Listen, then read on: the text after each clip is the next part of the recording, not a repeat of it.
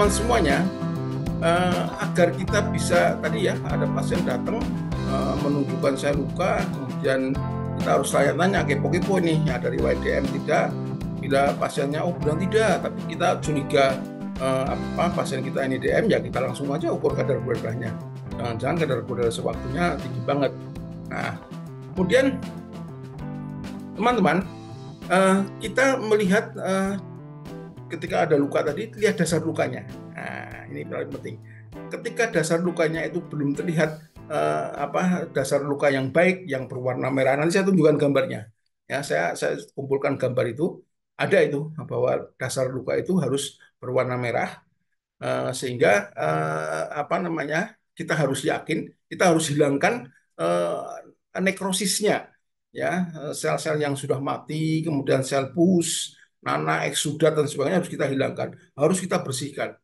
Paling baik saya kalau melatih teman-teman apoteker di apotek itu menggunakan semprotan NaCl, NaCl steril ya, yang infus NaCl itu, ya, kemudian ditaruh di botol semprot atau langsung aja di botol tersebut diberi kayak diskofik gitu ya, dan disemprotkan. Nah, kenapa teknik menyemprot ini penting? Teknik menyemprot ini agar kita bisa membersihkan, dengan menyemprot tadi kita bisa membersihkan ceruk-ceruk luka. Ya, ada luka itu kadang-kadang kalau terlalu dalam ada palungnya, ada sungainya.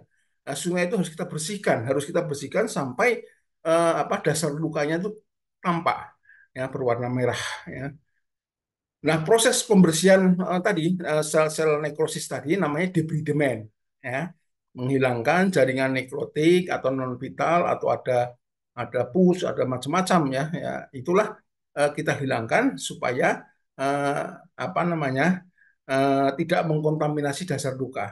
Ya, jika jaringan nekrotik ini tidak dihilangkan, maka ini akan menghalangi ya, penyembuhan luka. Ya, kita akan terjadi kehilangan protein, ada osteomielitis, radang, infeksi sistemik bahkan, ya kan, dan seterusnya. Nah, setelah debridemen itu kita laksanakan atau pembersihan jaringan mati itu atau jaringan non fungsional itu kita lakukan, nah, baru kemudian kita bisa memperbaiki sirkulasi luka yang ada di sana.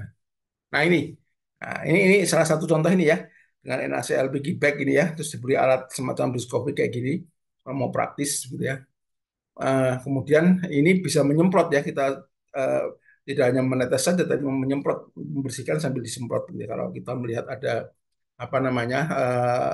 luka yang dalam gitu ya, ada palungnya atau ada sungainya, kadang-kadang ketika kita buka, kita bersihkan itu baru kelihatan, ya, sampai dasar lukanya kelihatan merah kayak gini ya.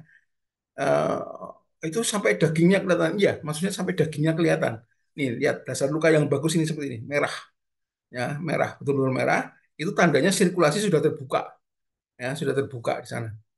Ya, kemudian dibersihkan dengan baik.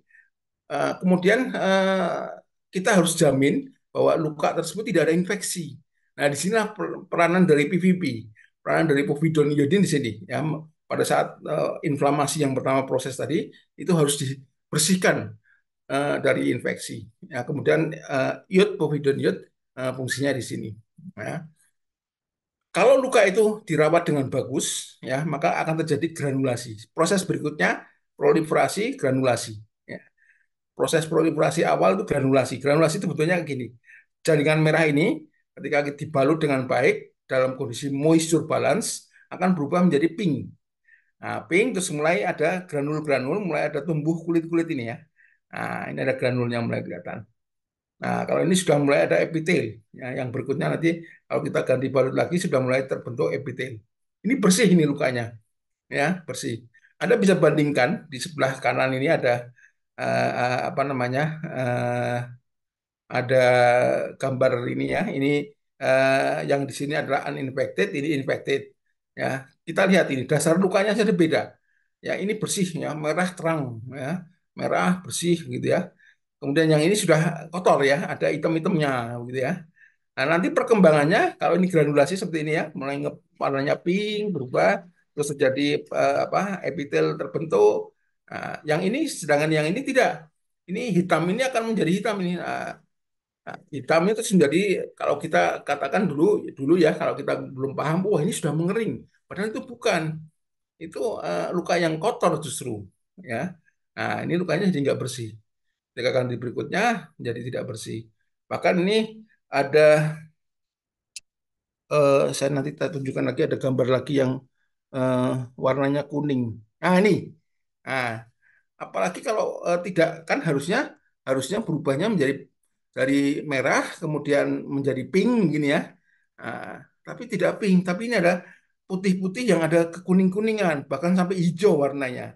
Nah, kalau sampai hijau, nah ini sudah ada biofilm di situ ya, biofilm ini sudah terjadi infeksi di sini ya, terjadi infeksi, bahkan ada eksudat.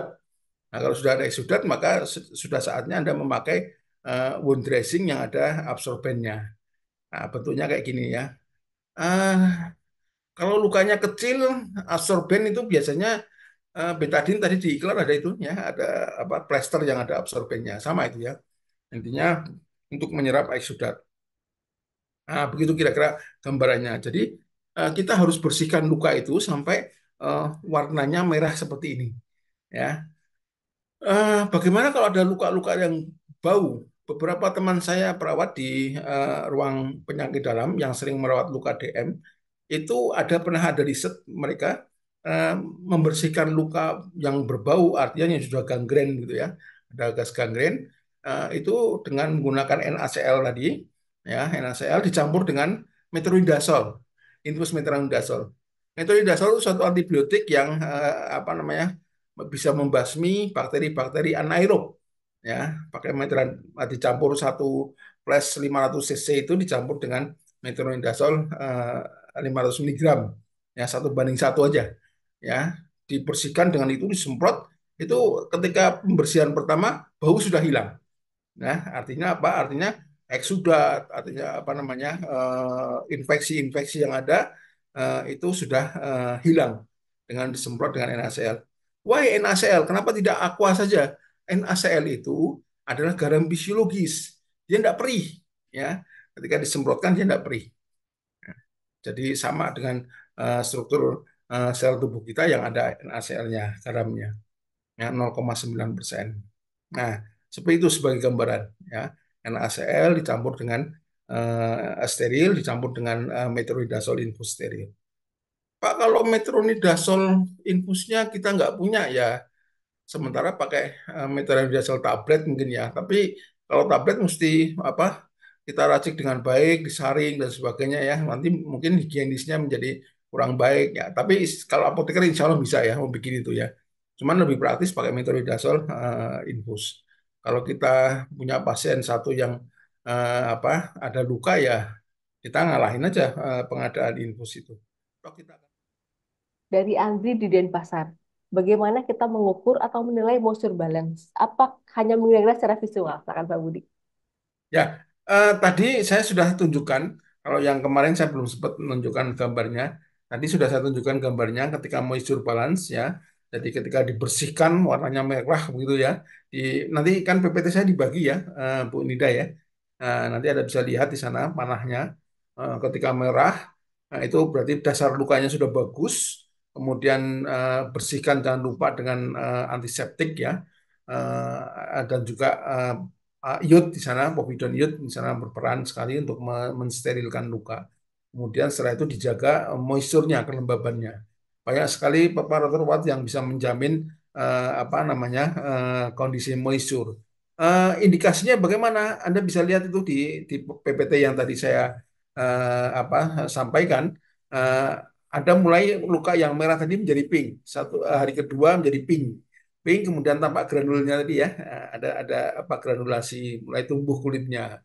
Hari berikutnya 1 2 hari berikutnya kemudian ada lapisan menjadi putih gitu ya, putihnya putih bening ya. Tidak kuning ya, kalau kuning itu berarti sudah terjadi eksudat. Nah, yang seperti itulah yang diharapkan karena sudah mulai tumbuh sel-sel kulit yang baru. Nah, itu jadi ngeceknya hasilnya. Ya, moisture balance itu paling gampang dicek hasilnya. Kalau sampai warnanya kuning kehijauan itu berarti sudah terbentuk biofilm. Itu hasil anu apa, infeksi itu. Jadi ada infeksi di sana. Apalagi sampai kehitaman. Nah, itu sebenarnya di situ. Jadi hati-hati dengan apa permukaan luka yang kuning ya, kuning, hijau, bahkan sampai ke hitam. Itu pasti eh, metode moisture balance dan sterilitas dari luka tidak terjaga. Ya, apabila terjaga akan membaik. Prosesnya kayak gitu tadi yang saya tunjukkan di gambar tadi. Terima kasih. Jadi secara visual ya Pak ya bisa kelihatan ya Pak ya ini Jual, ya. moisture balance sudah benar Nah, atau enggak gitu Pak ya. ya, ketika diganti balutnya akan Hmm. terlihat. Ya. Dan kalau infeksi kan juga ada bisa ada bau juga ya Pak ya itu juga.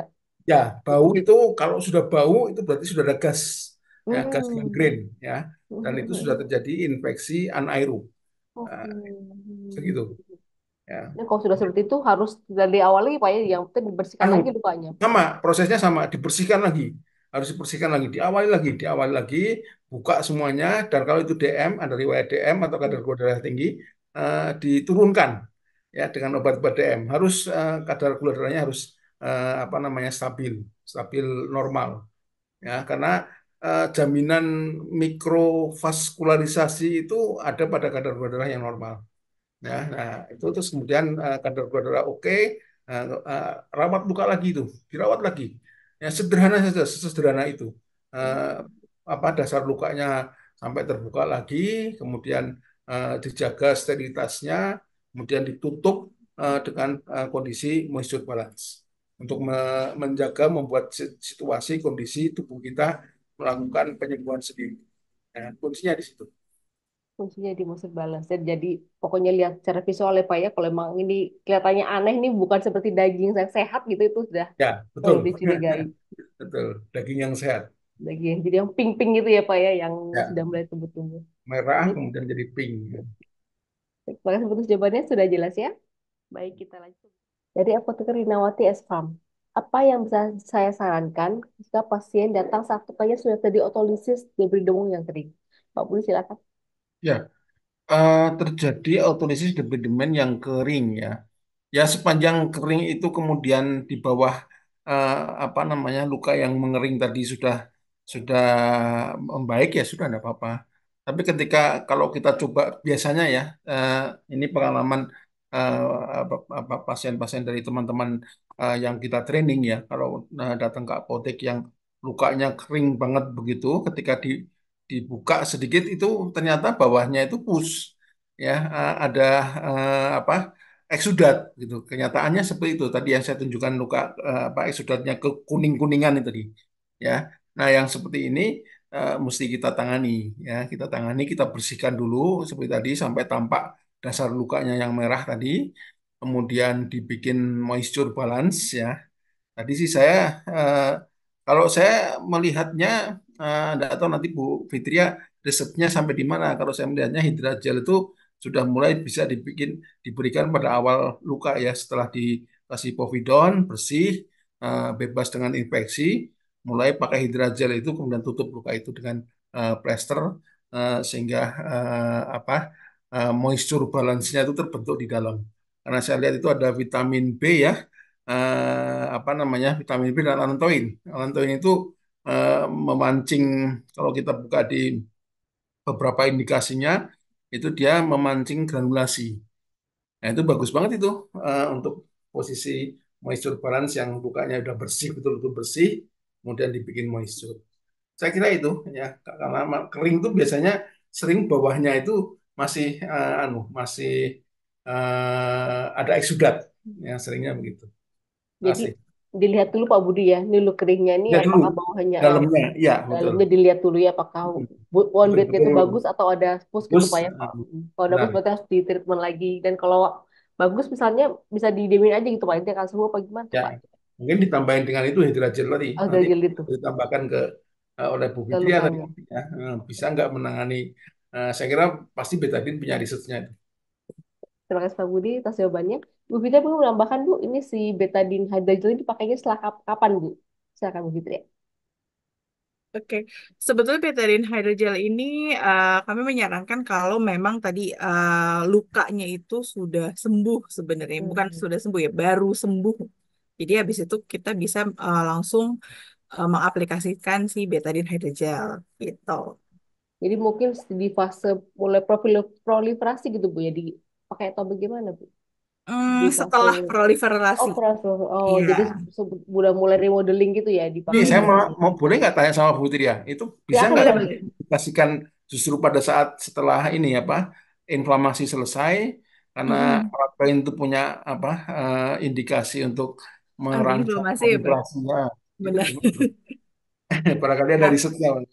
sebetulnya kalau secara apa ya, secara teori sebenarnya harusnya bisa ya Pak ya, karena kan dia punya sifat antiinflamasi gitu. Cuma memang karena apa yang kita istilahnya si hydrogel ini untuk lebih ke apa sih namanya penanganan menyamarkan bekas luka. Jadi memang kami menyarankan hydrogel ini justru digunakan setelah pengaplikasian povidone iodin selesai gitu misalkan. Jadi si luka ini baru sembuh, langsung aplikasiin hydrogel gitu. Ya, berarti granulasi ya, setelah granulasi ya berarti ya. Jadi di fase terakhir ya Bu ya dioleskan si hydrogel untuk mencegah Mungkin atau menyamarkan fase bekas tengah, luka. fase tengah mungkin, fase tengah kali ya. Proliferasi kan fase tengah itu. Oh iya benar ya, di sebelum. Baik, makasih Pak Budi, jawabannya sudah jelas ya. Baik.